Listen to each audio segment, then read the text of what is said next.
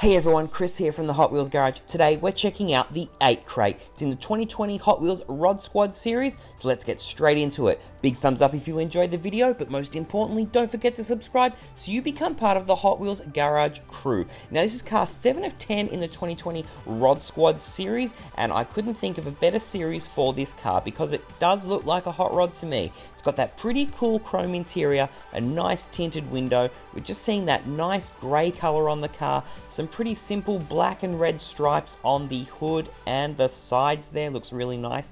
Those red rimmed wheels are DD8 wheels, so it looks pretty cool. I really like this car. It's a perfect fit for Rod Squad.